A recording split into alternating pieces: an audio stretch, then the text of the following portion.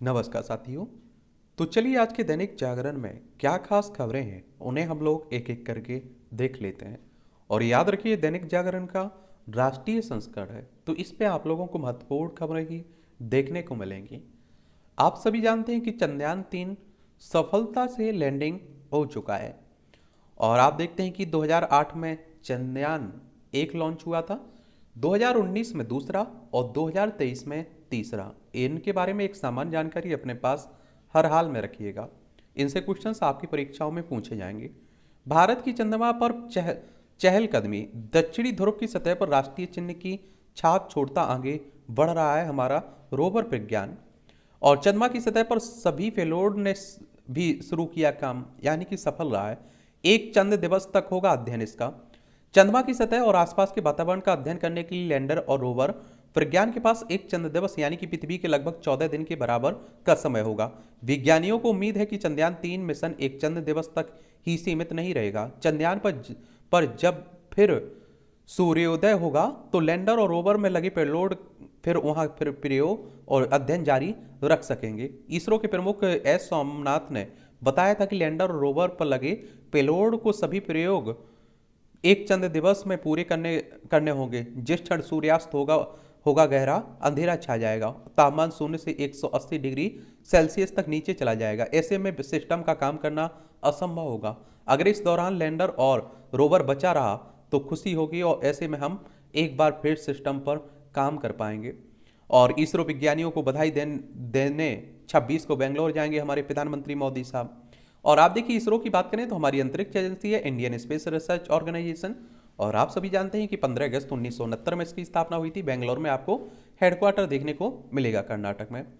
पूर्वी लद्दाख सीमा पर तनाव घटाने का प्रयास और तेज करेंगे भारत चीन। ये दक्षिण अफ्रीका में मोदी चिनपिंग की बैठक में बनी सहमति। और ये आप देखते ब्रिक्स शिखर सम्मेलन हुआ है ना, तो उसी की बात हो रही। पीएम ने कहा कि रिश्तों को सामान्य बनाने के लिए सीमा पर अमन शांति जरूरी है। अपने अपने अधिकारियों को देंगे निर्देश भी। डोकलाम विवाद सुलझाने में भी अहम भूमिका की बात हो रही है। 2017 में डोकलाम विवाद को समाप्त करने में भी इसी तरह से मोदी और चिनपिंग के बीच मुलाकात ने अहम भूमिका निभाई थी। और भारत के मित्र देश बने ब्रिक्स के नए सदस्य। ब्रिक्स की बैठक में आप देखिए ईरान, इथोपिया, अर्जेंटीना, सऊदी अरब, संयुक्त अरब अमीरात और मिस्र को 1 जनवरी 2024 से नए सदस्यों के तौर पर आमंत्रित किया गया है। और कई वैश्विक नेताओं संग पीएम की बैठक भी हुई। रिश्ते प्रगाढ़ करने पर चर्चा हुई है। ब्रिक्स सम्मेलन के दौरान पीएम मोदी की ईरान, इथोपिया, मोजाम्बिक और सेनेगल समेत कई देशों के नेताओं से द्विपक्षीय भेंट हुई है। इन देशों के साथ भारत के रिश्ते प्रगाढ़ करने पर चर्चा भी हुई है। देखिए पहले ब्रिक के नाम से जानते थे इसे। किसके? ब्रिक के नाम से जानते थे। अब आप देखते हैं कि ब्रिक्स के नाम से जानते हैं। इसमें आप देखिए ब्राजील है, रसिया है, इंडिया है, चाइना है, साउथ अफ्रीका। इसकी स्थापना 2009 में हुई थी, लेकिन आगे 2010 में आप देखते हैं कि साउथ अफ्रीका जुड़ने के बाद ब्रिक्स कहलाने लगा था। और चाइना की बात करें तो आप देखिए ये है आपका चाइना।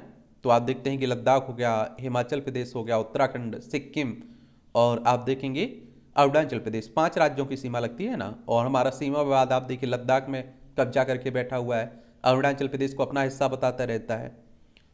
अनुच्छेद 370 खत्म करने में नहीं हुई संविधान की अनदेखी। केंद्र कह रहा है जम्मू कश्मीर पर सुप्रीम कोर्ट में केंद्र सरकार ने शुरुआत की बहस। केंद्र ने कहा है कि 370 हटने से स्थानीय लोगों को सभी सुविधाएं मिली हैं। 370-35 से हट चुका है जम्मू कश्मीर से, उन्हीं की बात हो रही है। ठीक है। और आप देखिए कुछ ज्यादा होने वाला नहीं है इस पर, यही उम्मीद लगाई जा रही है। ठीक है। 3 विधेयक पर संसदीय समिति की बैठक में राजनीतिक घमासान। अंग्रेजों के जमाने के कानून बदलने से संबंधित 3 विधेयकों को लेकर संसद की स्थायी समिति की बैठक के पहले दिन राजनीतिक घमासान का माहौल रहा है। विपक्षी पार्टियों के नेताओं ने विधेयकों को लाने की जल्दबाजी पर सवाल उठाते हुए राज्यों से विमर्श करने की जरूरत बताई है। एक बात और बताऊं आपको, हमारे देश की ये आप देखिए राजनीतिक परंपरा सी बन चुकी है कि कोई भी अच्छा काम हो या बुरा काम हो विपक्ष विरोध करता ही है। ऐसा नहीं कि अभी हो रहा है। जब कांग्रेस सत्ता पक्ष में थी और विपक्ष में बीजेपी थी तो बीजेपी भी यही करती थी। ठीक है। 5,000 अमेरिकियों ने 500 करोड़ की ठगी करने वाले 84 गिरफ्तार अमेरिकियों से भारतीय ने किया। सुपरटेक ने 600 खरीदारों से की 164 करोड़ की रुपए की धोखाधड़ी। सुपरटेक के चेयरमैन के आप देखते हैं कि 8, ये आप देखेंगे कि ईडी ने आरोप पत्र दाखिल किया है। ईडी यानी कि इन्फोर्समेंट डायरेक्टरेट की बात हो रही है, प्रवर्तन निदेशालय की बात हो रही है। और आप देखते हैं कि इसका हेडक्वार्टर नई दिल्ली में आप लोगों को देखने को मिलेगा। इसकी स्थापना कब हुई थी? इसकी स्थापना हुई थी 1 मई 1956 में। वैश्विक व्यापार में एमएसएमई की हिस्सेदारी बढ़ाना भारत का लक्ष्य है। प्रधानमंत्री नरेंद्र मोदी ने गुरुवार को G20 देशों के व्यापार मंत्रियों को वर्चुअली संबोधित करते हुए कहा कि वैश्विक व्यापार में एसएमई की हिस्सेदारी बढ़ाना भारत का लक्ष्य है। वैश्विक जीडीपी में एमएसएमई 50% तो वैश्विक रोजगार में 60 से 70% का योगदान देता है। हिमाचल में भूधसाव 22 सेकेंड में भरा कर गिरे 8 भवन। आप देखते हैं, अब आप देखते हैं कि मौसम है, मानसून चल रहा है, तो उसमें इस तरह की घटनाएं देखने को मिल ही रही है। चुनाव में देरी पर भारतीय कुश्ती महासंघ निलंबित। कुश्ती की वैश्विक संस्था यूडब्ल्यू ने की कड़ी कार्रवाई। और विश्व चैंपियनशिप में तिरंगे के तले नहीं खेल पाएंगे भारतीय पहलवान। एक तो आप लोगों को इसके बारे में याद रखना चाहिए, अभी भारतीय कुश्ती महासंघ के जो अध्यक्ष थे उन पर आप देखते हैं कि बहुत सारे आरोप लगे थे, फिर उन्हें इस्तीफा देना पड़ा था एक तरह से। यूडब्ल्यू यूनाइटेड वर्ल्ड रेसलिंग की बात हो रही है। इसकी आप देखते हैं कि 1912 में इसकी स्थापना हुई थी। WFI की बात करें, WFI, तो ये आप देखते हैं कि ब्रजभूषण शरण सिंह थे ना, उन्हीं की बात हो रही है। ये इंडिया से जुड़ा हुआ है। 27 जनवरी 1967 में इसकी स्थापना हुई थी। संविदा कर्मी भी मातृत्व लाभ की हकदार हैं, दिल्ली हाईकोर्ट कह रहा है। दिल्ली राज्य कानूनी सेवा प्राधिकरण ने मातृत्व लाभ देने से किया था मना, तो दिल्ली हाईकोर्ट ने ये निर्णय दिया है। राष्ट्रीय फिल्म पुरस्कारों में छाई गंगूबाई काठियावाड़ी। एक गंगूबाई काठियावाड़ी को 5 श्रेणियों में मिला है पुरस्कार। आलिया कीर्ति सेनन सर्वश्रेष्ठ अभिनेत्री, और आप देखिए राकेटरी द नॉम्बी इम्पैक्ट को सर्वश्रेष्ठ फीचर फिल्म का पुरस्कार मिला है। और बहुचर्चित फिल्म RRR को 6 श्रेणियों में पुरस्कार देने की घोषणा की गई है। बॉक्स ऑफिस पर शानदार प्रदर्शन करने के बाद संजय लीला भंसाली द्वारा निर्देशित फिल्म गंगूबाई काठियावाड़ी का राष्ट्रीय फिल्म पुरस्कारों में भी जलवा रहा है। चलिए, आलिया भट्ट को सर्वश्रेष्ठ अभिनेत्री समेत फिल्म को 5 श्रेणियों में पुरस्कृत करने का ऐलान किया गया। गंगूबाई काठियावाड़ी के लिए संजय लीला भंसाली उत्कर्षणीय वरिष्ठ को सर्वश्रेष्ठ पटकथा लेखक का पुरस्कार चुना गया है। और भंसाली को सर्वश्रेष्ठ फिल्म संपादन के लिए भी पुरस्कार देने की फैसला किया गया। इसके अलावा 2 अन्य श्रेणियां संवाद लेखन के लिए उत्कर्षणीय वशिष्ठ और आप देखिए प्रकाश कवाड़िया तथा मेकअप आर्टिस्ट के लिए प्रीतिशील सिंह डिसूजा को पुरस्कृत किया गया है। चलिए, आप देखते हैं कि 2021 के लिए राष्ट्रीय फिल्म पुरस्कारों की घोषणा की गई है। ये आप देखें कि राष्ट्रीय राजधानी दिल्ली से जुड़ी हुई खबरें हैं। और आतिशीकारों के मुख्य सचिव नहीं मान रहे हैं आदेश। समन्वय तंत्र बनाने का आदेश मानने से कर दिया है इनकार। एक तो आप लोगों को बता दूं कि क्या है, दिल्ली है केंद्र शासित प्रदेश, और अभी आपने देखा होगा कि एक अध्यादेश भी आया था। पहले आप देखते हैं कि सुप्रीम कोर्ट ने निर्णय सुनाया था कि जो शक्तियां अधिकारियों के स्थानांतरण की होगी, नियुक्ति की होगी, वो दिल्ली के मुख्यमंत्री के पास होंगी, लेकिन वापसी केंद्र ने अपने अंडर में ले ली हैं। और यहाँ देखते हैं कि उपराज्यपाल और मुख्यमंत्री के बीच हमेशा तनातनी चलती रहती है। तो ये आप लोगों को देखने को मिलता है यहाँ। तो ये भी आप लोगों को P कृष्णमूर्ति दिल्ली के नए मुख्य निर्वाचन अधिकारी चुने गए हैं। ये 1997 बैच के IAS अधिकारी हैं, ये भी याद रखिएगा। दिल्ली तैयार, वर्षा के बाद जल भराव से निपटने का बना प्लान। ये आप देखिए, उपराज्यपाल ने ITPO राजघाट और भैरव मार्ग पर किया जा रही तैयारियों की समीक्षा की है। G20 सम्मेलन की तैयारी हो नहीं ना। आज G20 के बारे में आप लोग सामान्य जानकारी नीचे लिखिए, कई बार इसके बारे में हम बात कर चुके हैं। यहाँ भी देख लीजिए आप लोग। आप देखते हैं कि बेस्ट, ये आप लोगों को देखने को मिलेगा, जेनेरिक दवाएं लिखने की अनिवार्यता पर NMC ने रोक लगाई। राष्ट्रीय चिकित्सा आयोग ने गुरुवार को उन नियमों पर रोक लगा दी जिनके तहत डॉक्टरों के लिए जेनेरिक दवाएं लिखना अनिवार्य बना दिया गया था। इसके अलावा डॉक्टरों पर फार्मो कंपनियों से उपहार स्वरूप स्वीकार करने या किसी दवा ब्रांड का प्रचार करने से रोक लगा दी गई थी। रजिस्टर्ड मेडिकल प्रैक्टिशनर पेशेवर आचरण नियम 2023 विगत 2 अगस्त को जारी किया गया है। अमित शाह ने राष्ट्रीय सुरक्षा में अत्याधुनिक तकनीक के इस्तेमाल पर जोर दिया है, हमारे होम मिनिस्टर साहब ने। याद देखिए, 7,800 करोड़ के रक्षा उपकरणों की खरीद प्रस्ताव को मंजूरी दी गई है। इनमें Mi-17 V5 हेलीकॉप्टरों के लिए इलेक्ट्रॉनिक वारफेयर की खरीद का प्रस्ताव भी शामिल है। प्रोजेक्ट शक्ति के तहत सेना के लिए लैपटॉप और टैबलेट की खरीद के लिए AON प्रदान है। प्रधानमंत्री मोदी 27 को करेंगे V20 सम्मेलन को संबोधित। प्रधानमंत्री नरेंद्र मोदी आगामी 27 अगस्त को रविवार को भी सम्मेलन को संबोधित करेंगे। सम्मेलन में दुनिया भर से 1700 से अधिक व्यापारिक नेता और विशेषज्ञ भाग लेंगे।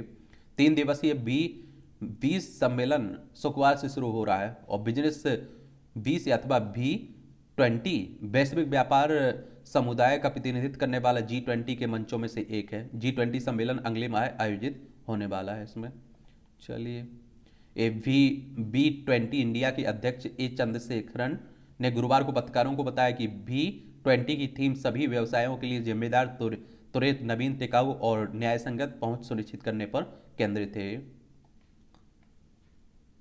ये आप देखेंगे कि FSSAI ने मादक पेय मानदंडों में किया संशोधन।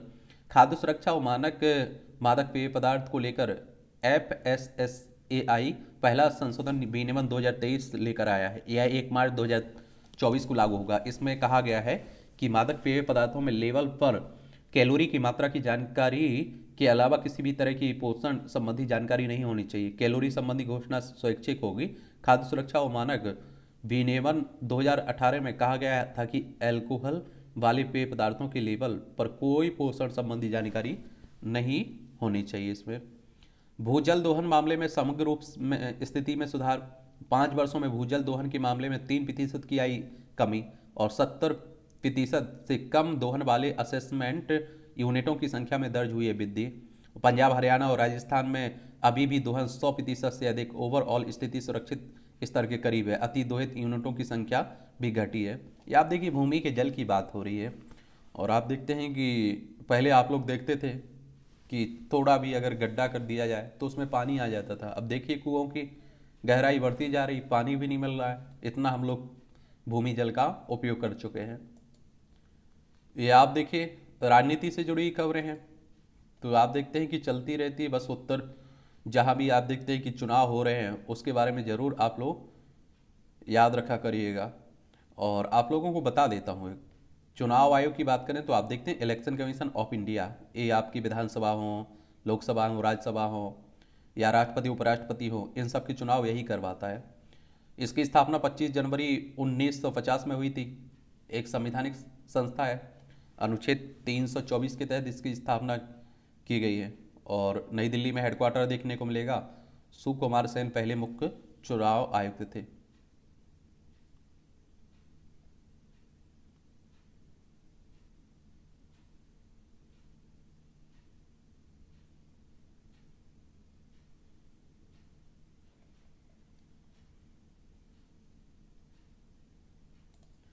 ये आप देखिए, चांद पर जो हम पहुंच चुके हैं तो दुनिया भर आप देखते हैं कि हमें बधाई भी दे रही है।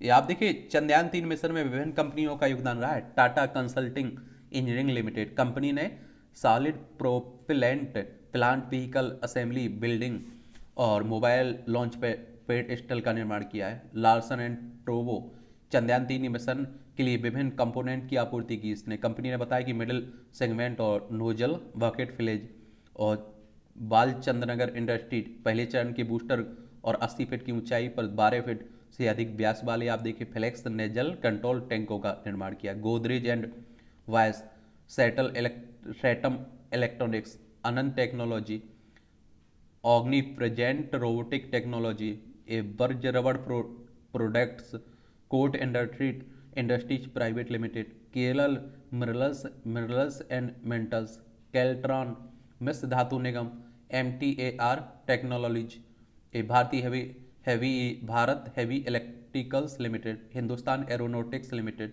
सेमीकंडक्टर लेबोरेटरी, तो आप सभी जानते हैं कि अब तो बता ही जाएगा, सब अपने श्रेय लेने की होड़ में आगे आएंगे, ये भी जानते हैं आप लोग।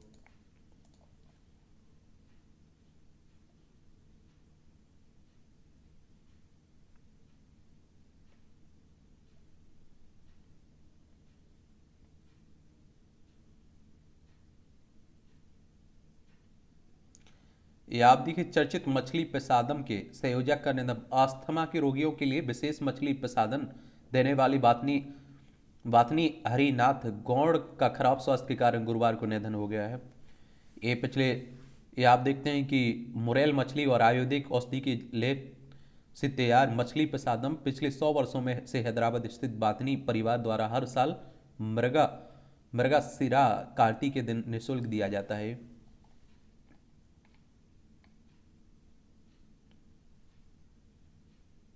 ये पंजाब में पराली जलाने की घटनाएं रोकने के लिए पहल, पंजाब में ईंट भट्टों में पराली से बने पैलेट कोयले के विकल्प के रूप में जलाना अनिवार्य, और 7 लाख टन पराली का हो सकता है निस्तारण। राज्य में प्रतिवर्ष धान के सीजन में निकलती 190 लाख टन पराली।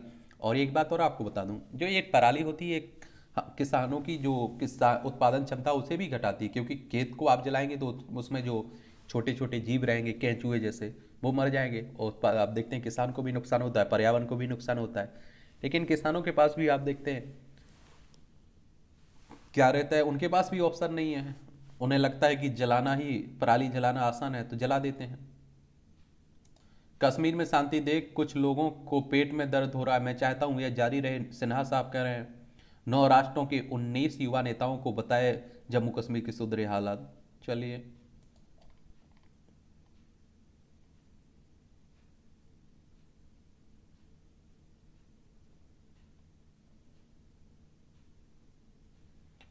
काली सिंध नदी के पानी के बंटवारे को लेकर राजस्थान मध्य प्रदेश में विवाद, मध्य प्रदेश सरकार पहुंची सुप्रीम कोर्ट, राजस्थान का पर तय फार्मूला का पालन नहीं करने का आरोप लगाया। केंद्र सरकार भी मध्य प्रदेश से सहमत है, नहीं मानी राजस्थान सरकार। ये आप लोग देखेंगे किस तरह के नदी विवाद भी खूब चलते रहते हैं, ये भी आप लोगों को याद रखना चाहिए। यह काली सिंध नदी की बात हो रही है, किसकी? काली सिंध नदी। इसके बारे में एक सामान्य जानकारी जरूर रखा करिए, कहाँ से निकल रही है, क्योंकि इस तरह के क्वेश्चंस कई बार आपसे पूछ लिए जाते हैं। क्या कर लिए जाते हैं? पूछ ही लिए जाते हैं, और क्या करेंगे। तो काली सिंध उत्तरी भारत में मध्य प्रदेश राजस्थान में एक नदी है। यह गंगा बेसिन में चंबल नदी की एक सहायक नदी है, और ये आप देखते हैं कि कहाँ से, बागली के पास बिंद पर्वत से निकलती है और चंबल में मिल जाती है। 230 किलोमीटर इसकी लंबाई है। ठीक है।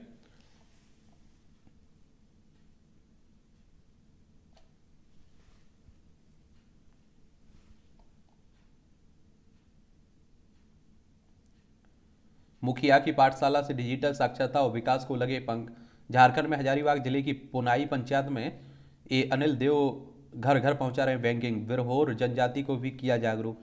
एक बात और आप लोगों को हमेशा कहता हूं कि अगर आपका सरपंच ईमानदार है, आपका प्रतिनिधित्व जो कर रहा है वो ईमानदार है, तो आपकी 90 से 95% समस्याएं खत्म कर सकता है। लेकिन ईमानदार हो, ये शर्त होनी चाहिए। ये आप देखिए संपादकीय पाठ है, इसे भी पढ़ लिया करिएगा। ये प्रीलिम्स में, मुख्य परीक्षा में, इंटरव्यू में हर जगह मदद पहुंचाता है, एक सामान्य जानकारी भी मिलती है। और इन्हें पढ़ने के लिए इसलिए कहा जाता है कि इन्हें पढ़ते हैं तो आप बहुत अच्छा निबंध लिख पाते हैं, आपके पास मटेरियल रहेगा और आपके पास आंसर राइटिंग के लिए काफ़ी आंकड़े मिल जाते हैं। इसरो ने छोड़ी अमिट छाप।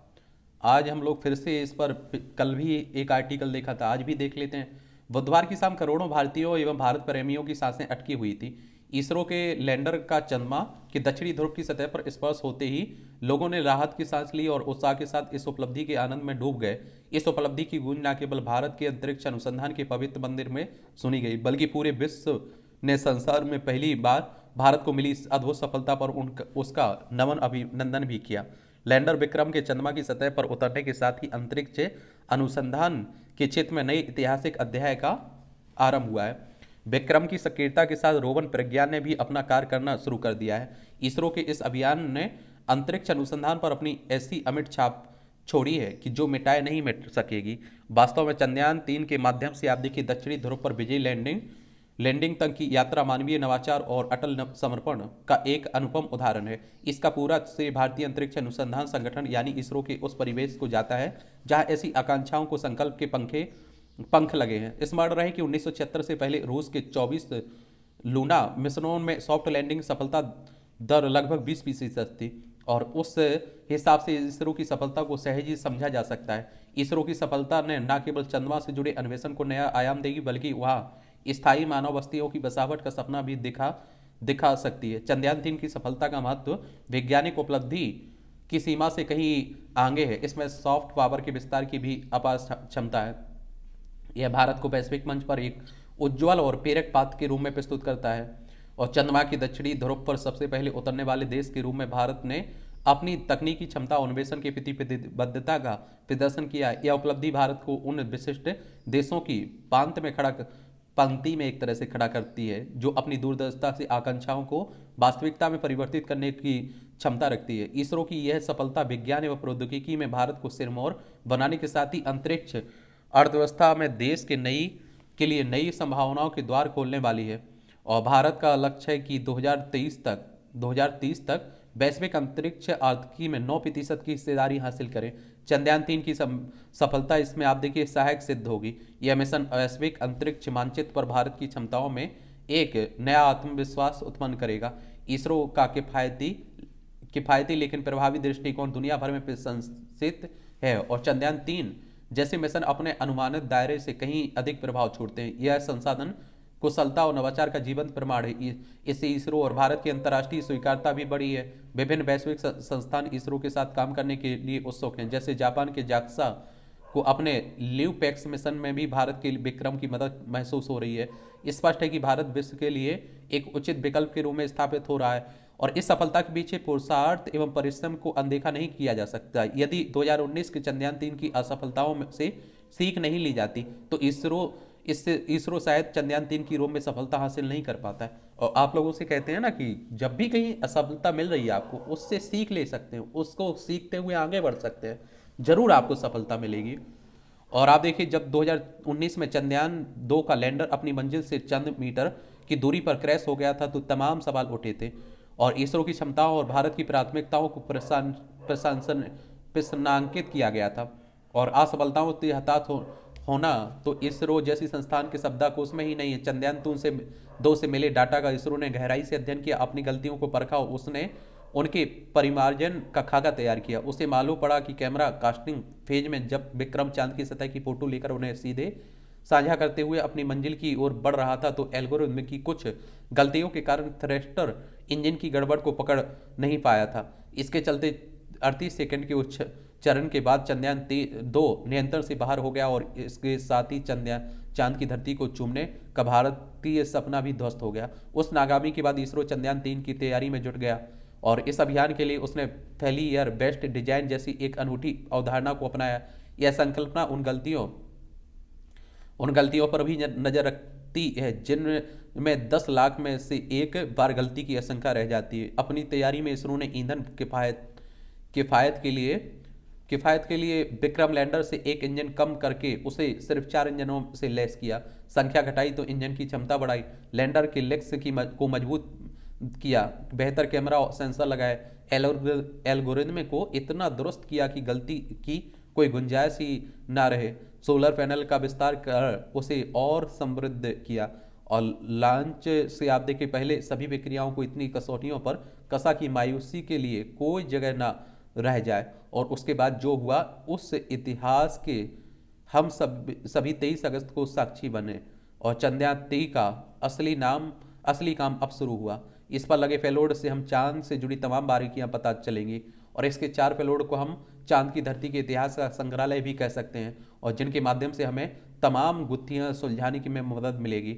और चांद पर आने वाले उन भूकंप के बारे में अहम जानकारी मिलेगी जो भविष्य में मून के बेस कैंप के लिए काफ़ी आवश्यक होंगी। और आप देखें इससे पेलोड चांद की मिट्टी में उपस्थित खनिजों की पड़ताल भी करेगा। विक्रम और प्रज्ञान 14 दिन तक अपने काम में जुटे रहेंगे। विज्ञान विक्रम ने सीधी बात कर सकता है लेकिन पृथ्वी से नहीं। प्रज्ञान विक्रम के 500 मीटर के दायरे में घूम सकता है। इसे कैमरे की मदद से इसरो ग्राउंड स्टेशन से नियंत्रित किया जाएगा। कुल मिलाकर अगले करीब 1 पखवाड़े के दौरान देश के शीर्ष अंतरिक्ष विज्ञानी इस इन दोनों के साथ व्यस्त रहकर मानव जाति के लिए चंद्रमा से जुड़ी नई नई जानकारियां तलाशने उनकी व्याख्या करने में लगे रहेंगे। लेखक हैं इसरो के पूर्व विज्ञानी हैं मनीष पुरोहित, इनके द्वारा ये आर्टिकल लिखा गया है।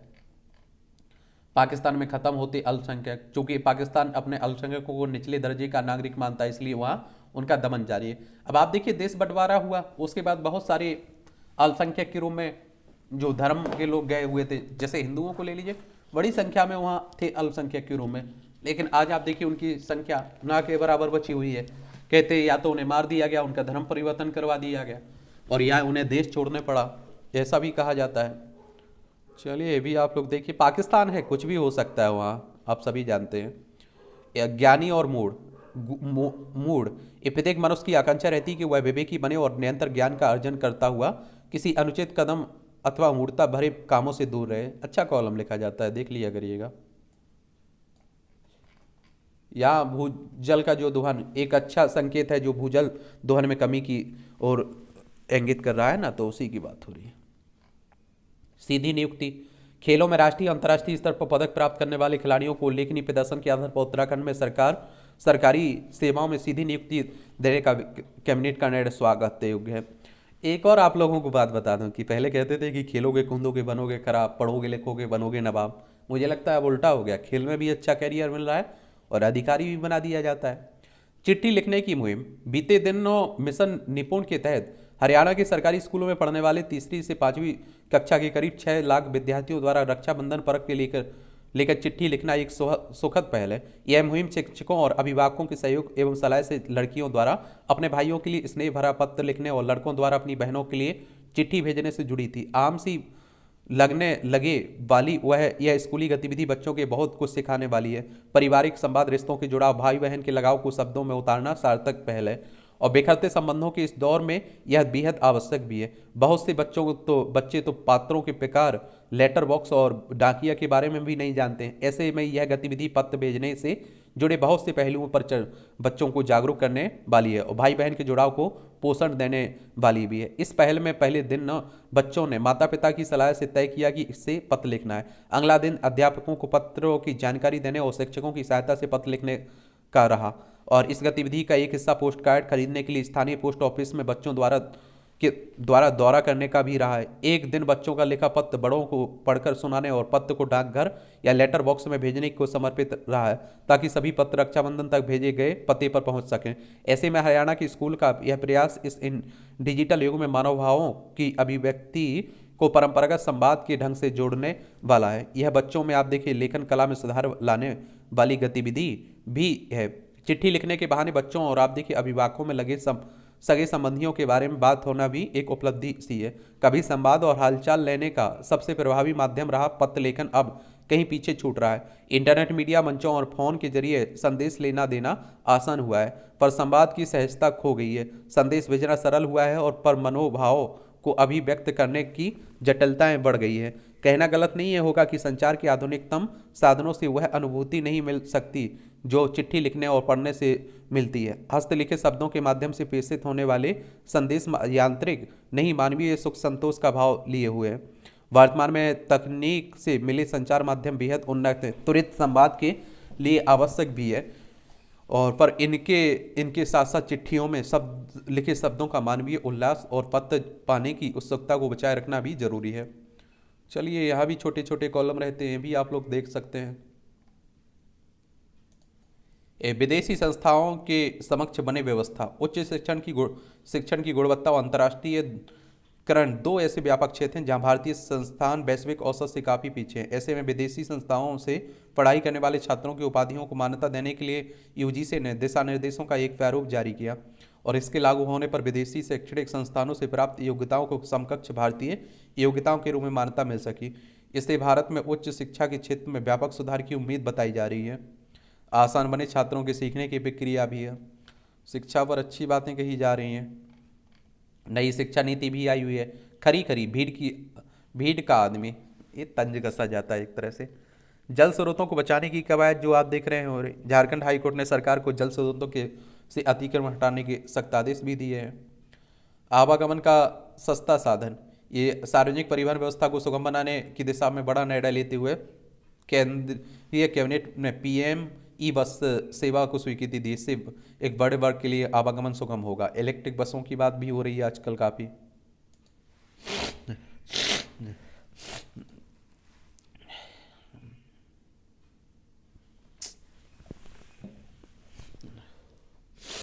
चीन की आर्थिक कमजोरी भारत के लिए भी चिंताजनक है। भारत के लिए चीन दूसरा सबसे बड़ा आयातक और चौथा सबसे बड़ा निर्यातक है।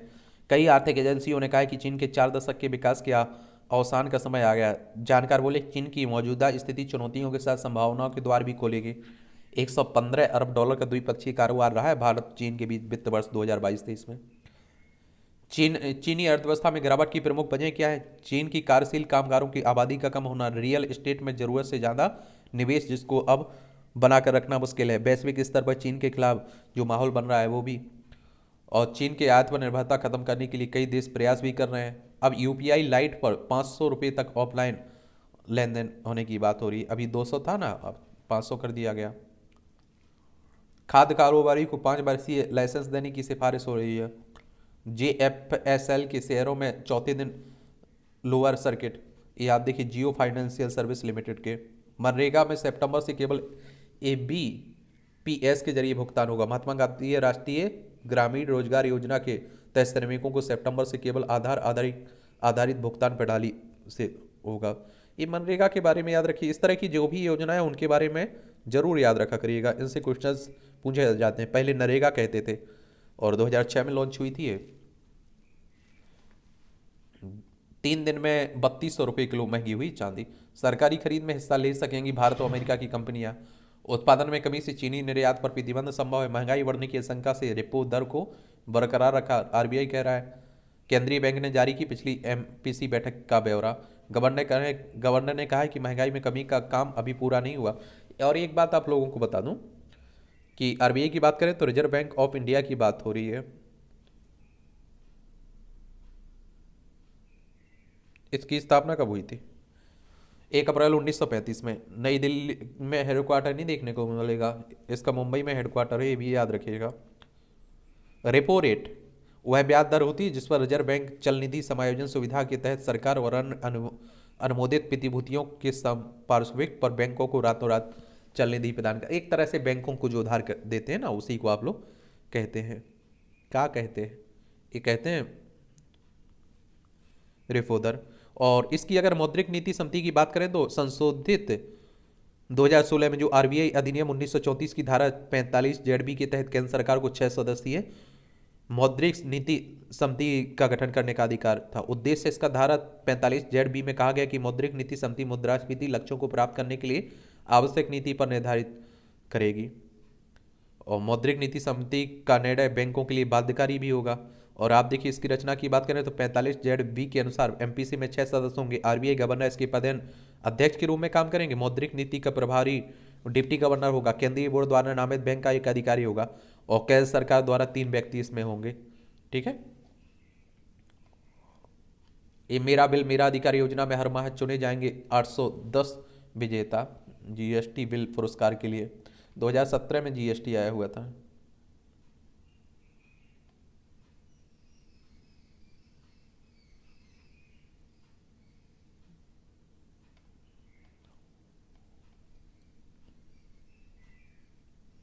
ये प्रगति मैदान में 4 दिवसीय दिल्ली मशीन टूल एक्सपो शुरू हुआ है। ये अंतर्राष्ट्रीय खबरें हैं। जापान ने समुद्र में छोड़ा परमाणु संयंत्र का रेडियो एक्टिव पानी। चीन ने जापान से सी फूड के आयात पर तत्काल प्रभाव से लगाई रोक। वैश्विक चुनौतियों को लेकर भारत का दृष्टिकोण मानव केंद्रित है, रुचिरा कंबोज कह रही है। संयुक्त राष्ट्र में भारत की स्थायी प्रतिनिधित्व है। संयुक्त राष्ट्र यानी कि यूनाइटेड नेशंस की बात हो रही। 24 अक्टूबर 1945 में इसका स्थापना हुई थी। न्यूयॉर्क में हेडक्वार्टर देखने को मिलेगा। प्रिगोजिन की मौत पर हत्या का आदेश। अमेरिकी राष्ट्रपति बाइडेन बोले रूस में ऐसा कुछ नहीं होता जिसमें पुतिन का हाथ ना हो। जर्मनी व पोलैंड के विदेश मंत्री और एस्टोनिया के PM ने भी मौत पर जताया संशय। ये आपने देखा होगा, अभी रूस के राष्ट्रपति के खिलाफ ही इन्होंने मोर्चा खोल दिया था, तभी अंदाजा लग गया था कि ये कुछ ही दिन के मेहमान हैं और ये सच में चले गए हैं, मर चुके हैं। तो आप देखते हैं कि रूस के राष्ट्रपति के सामने जो भी खड़ा हुआ है, आप देखते हैं कि उसका कुछ दिन में काम तमाम हो जाता है। राष्ट्रपति चुनाव के लिए पार्टी की बहस में शामिल हुए बिना चर्चा में रहे ट्रंप साहब। डोनाल्ड ट्रंप ने कमला हैरिस का के उच्चारण पर उड़ाया मजाक। 9 मई में हिंसा मामले में इमरान खान की गिरफ्तारी पूछताछ को मंजूरी मिली है। ये आप देखिए पाकिस्तान के प्रधानमंत्री की बुरे दिन चल रहे हैं। तमिल समुदाय के मुद्दों के समाधान को 13A का हो पूर्ण क्रियान्वयन, जयशंकर साहब कह रहे हैं ये श्रीलंका की परिप्रेक्ष्य में। ये आप देखिए 13A श्रीलंका में तमिल समुदाय को सत्ता के हस्तांतरण का प्रावधान करता है। भारत श्रीलंका पर 13A के क्रियान्वयन का दबाव डाल रहा है, जो भारत श्रीलंका के बीच 1987 के समझौते के बाद लाया गया था। और श्रीलंका देखें तो ये श्रीलंका है, पाक जलमरू मन्नार की खाड़ी आप लोगों को देखने को मिलेगी। ये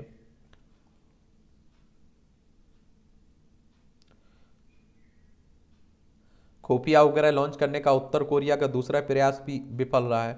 अपनी पहचान बनाए रखने का उत्सव, मसाई जाति समुदाय की संस्कृति को बढ़ावा देने और गौरव प्रदर्शित करने के लिए केन्या के नरोक काउंटी में आयोजित सांस्कृतिक उत्सव देख लीजिए। ऋषि सुनक ने ब्रिटिश संसदीय निगरानी समिति से मांगी माफी। जांच समिति ने पत्नी अक्षता के व्यवसायिक हित की घोषणा न किए जाने की अनजाने में हुई थी गलती बताया इसे। ये आप देख लीजिए डॉलर के मुकाबले पाकिस्तानी रुपया रिकॉर्ड नीचे 300 के नीचे आ चुका है। यूक्रेन के 32वें स्वतंत्रता दिवस पर रूस ने बोला हमला। ये आप देखिए रूस यूक्रेन के बीच युद्ध चल रहा है। ये यूक्रेन है, ये रूस है, ये हमारा प्यारा भारत है। कब खत्म होगा ये भी कह पाना बड़ा मुश्किल है। अमेरिका ताइवान को 50 करोड़ डॉलर के हथियार बेचेगा। ये आप देखिए ताइवान है आप लोगों को यहाँ देखने को मिलेगा। ये भारत है, यहाँ ताइवान, ताइपे इसकी राजधानी, चाइना इसे अपना हिस्सा बताता है ना। ये आप देखिए कार्लसन ने तोड़ा भारत का सपना। मैग्नस ने प्रज्ञानंद को फीडे शतरंज विश्व कप का फाइनल के ट्राई वेकर में आप देखेंगे 1.5 से 0.5 से हराया ये, ठीक है। और पहले दौर में 22 मिली थी इन्हें। तो आप देखते हैं कि भारत में मैं अकेला शतरंज का भविष्य नहीं हूँ, आर प्रज्ञानंद कह रहे हैं, देख लीजिए। यूएस ओपन के बाद टेनिस से संन्यास लेंगे इस्नर। टेनिस इतिहास में सबसे लंबा मैच जीतने का रिकॉर्ड रखने वाले जॉन इस्नर की बात हो रही है। सऊदी अरब में 2027 तक होगा एटीपी फाइनल्स। स्पेनिश फुटबॉल अध्यक्ष के विरुद्ध कार्रवाई शुरू हुई। फीफा ने हाल ही में समाप्त हुए महिला विश्व कप फाइनल में स्पेनिश फुटबॉल महासंघ के प्रमुख लुइस रूबियल्स के व्यवहार के लिए गुरुवार को अनुशासनात्मक मामला करके ने भारतीय दृष्टिबाधित महिला क्रिकेट टीम ने रचा इतिहास। भारतीय दृष्टिबाधित महिला क्रिकेट टीम ने IBSF विश्व खेलों के फाइनल में पहुंचने वाली पहली टीम बनकर इतिहास रच दिया है। यो टेस्ट में सबसे आगे रहे विराट कोहली एशिया कप से पहले। ये आप देखेंगे बार होम ने लगातार तीसरी बार जीता स्वर्ण। ये विश्व के बाधा दौड़ के सबसे तेज धावक कार्स्टन वारहोम ने अपना दबदबा कायम रखा है। राजेश्वरी ने दिलाया 7वां ओलंपिक कोटा। मेसी की कमाल से फाइनल में इंटर मियामी। सात्विक चिराग और प्रणव क्वार्टर फाइनल पहुंचे हैं। ये आप देखिए बैडमिंटन से जुड़े हुए हैं ना, विश्व बैडमिंटन चैंपियनशिप के पुरुष डबल्स के क्वार्टर फाइनल में जगह बना हुआ है।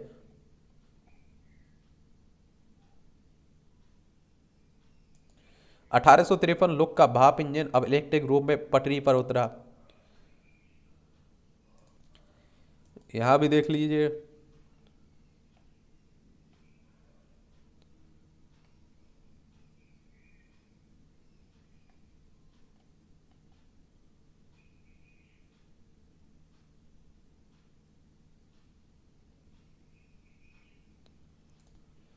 इटली में गैलीलियो ने अपनी दूरबीन का प्रदर्शन किया था। यहाँ आप देखिए जनरल नॉलेज की जानकारी मिल जाती है, परीक्षा के पॉइंट भी से भी पॉइंट मिलते हैं।